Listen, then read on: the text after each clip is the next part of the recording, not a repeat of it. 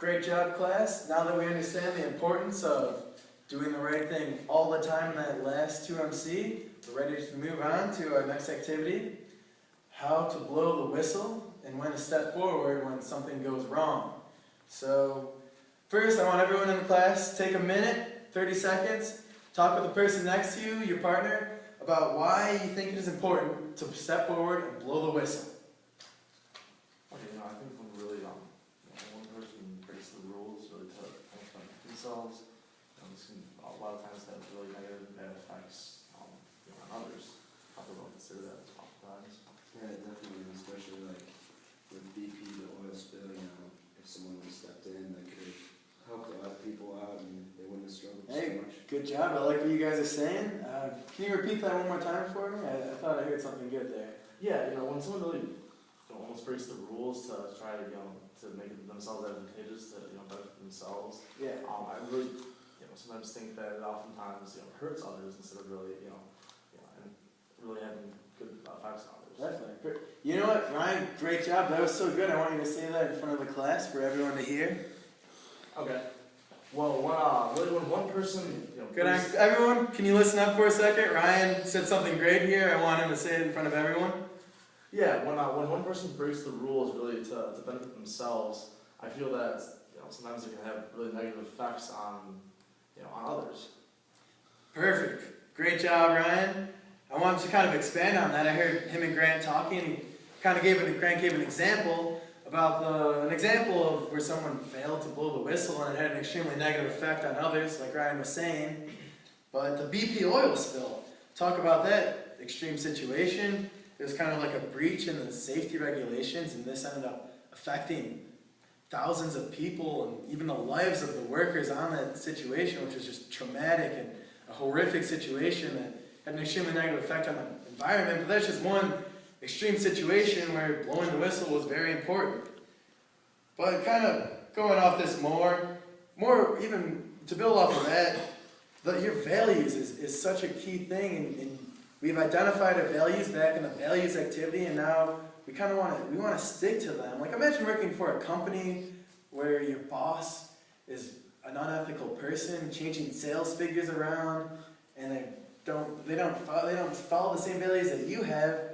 You're not in a good situation there. That's a recipe for disaster. And also, if you work for a company like that, look at something like Enron, where your boss or the people around you are unethical, they kind of rub off on you, and that can have an extremely negative effect on your own reputation. That kind of reminds me, back in week 1, what was the 2MC stop sign quote about your reputation? Warren Buffett said it. Come on, we need some participation here. I'm offering candy. Anyone who knows the Warren Buffett quote about your reputation?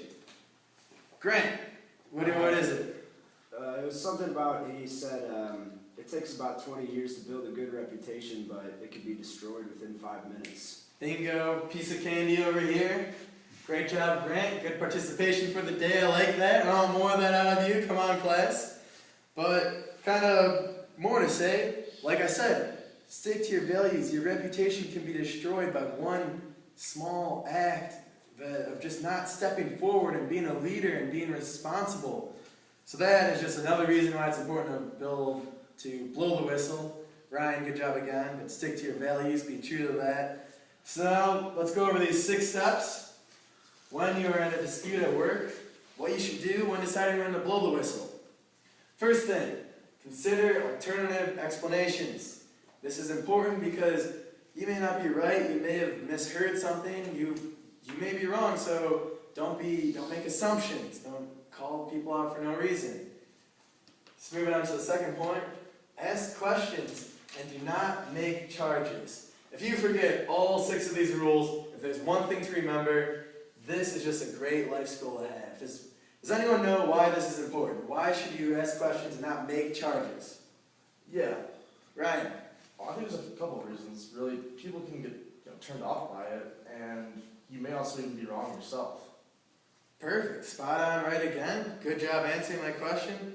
Yeah, building off of that, it could turn people off completely if you just call them out. It's a great people skill to have. And like if you say something like, Have I misunderstood the situation versus just kind of saying like, you did this, like I'm going at you. It's just a great people skill to have. Just kind of phrasing things in question manners versus demands is a great skill to have. So if there's anything to remember, this is key. Moving on to step 3, documentation is important. You want to use factual evidence when deciding to blow the whistle. And you don't want to do the he said this, she said that game, because that's dangerous and just messy territory. You want to be factual and professional, which leads us to the next point. Be professional, not personal. If you bring your personal matters into a situation, that, once again, that's dangerous.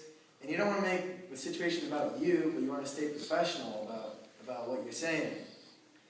Finally, moving on to number 5, assess your goals. When deciding to blow the whistle, you want to have goals in the situation, and how you want to know, how will you know when you achieved your goal? What do you really want to get out of the situation? You don't want to just be doing this for no reason, but you want to have goals the whole time going through the situation.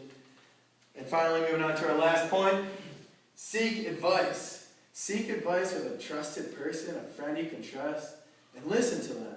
If you can listen to an alternative perspective, see someone through a different person's eyes and realm, it's always good to have like that second perspective to know if you're completely out of line here, or if you're on the right track here and you should really pursue and successfully blow the whistle. That's an always good skill to have. So everyone, the takeaways. Do the right thing all the time. Incrementalism is dangerous with a slippery slope. You could end up somewhere where you never thought you would be at. So that's why you want to make it a habit of doing the right thing. And don't be afraid to step up and blow the whistle. And don't be a bystander. Be a leader there. So great job, class. Now we're ready to move on to an activity where we make personal scripts for situations where we feel it is necessary to blow the whistle.